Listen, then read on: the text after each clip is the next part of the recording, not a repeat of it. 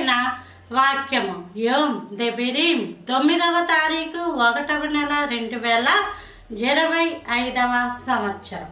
మన దేవుడిస్తున్న చక్కటి మాట లేవియా కాండము 19వ అధ్యాయము 1వ వచనం. మరియు యెహోవా మోషేకు ఇలాగు సెలవిచ్చెను, ఇశ్రాయేలీల సర్వ సమాజముతో ఇట్లు చెప్పుము, మీరు పరిశుద్ధులై ఉండవలెను, మీ దేవుడనైన యెహోవానకు నేను పరిశుద్ధుడనై ఉన్నాను.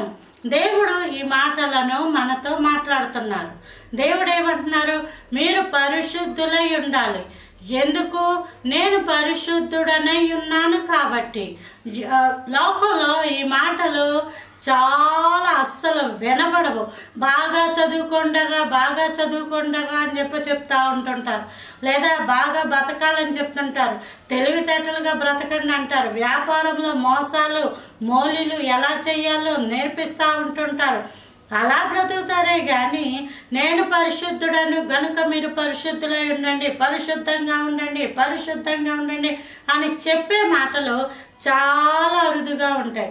ఎందుకు పరిశుద్ధులుగా ఉండాలి? దేవుడు పరిశుద్ధుడు కాబట్టి ఒక వ్యక్తి దగ్గరికి వెళ్ళి నేను పరిశుద్ధంగా ఉండాలి అనుకుంటున్నాను అంటే నేనేం చేయాలంటే స్నానం చేయాలి, ముఖం కడుక్కోవాలి, చేతులు కడుక్కోవాలి, కాళ్ళు కడుక్కోవాలి అని ఇలా శరీరానికి సంబంధించిన పరిశుద్ధత గురించి చెప్తా ఉంటారు. బట్టలు ఉతికినవి వేసుకోవాలి, ఇల్లు శుభ్రంగా ఉంచుకోవాలి, తినే ఆహారం శుభ్రంగా ఉండాలి అని పరిశుద్ధత గురించి వచ్చేసరికి శరీరంగా భౌతికంగా చెప్పుకోవలసిన విషయాల గురించే మాట్లాడతారు. కానీ బైబిల్ గ్రంథము శరీర భౌతికంగా కనబడే శుభ్రతతో పాటు అంతరంగ శుభ్రము కూడా ప్రాముఖ్యము. అంతరంగంలో, తలంపులలో, చూపులలో, మాటలలో, వినికిడిలో, చేతి క్రియలలో, పాదాలు వెళ్ళే స్థలముల్లో పరిశుద్ధత ఉండాలి. పరిశుద్ధత లేని చోటికి దేవుడు వెళ్ళడు, అక్కడ ఉండడు. కాబట్టి దేవుని సంబంధించిన బిడ్డలైన మనం అంటే జీవ గ్రంథాన్ని చేతపట్టుకుని బ్రతుకుతున్న మనము పరిశుద్ధంగా లేని, అంతరంగంగా పరిశుద్ధత లేని వాళ్ళతో సాంగత్యం చేయకూడదు, వాళ్ళతో మాట్లాడకూడదు.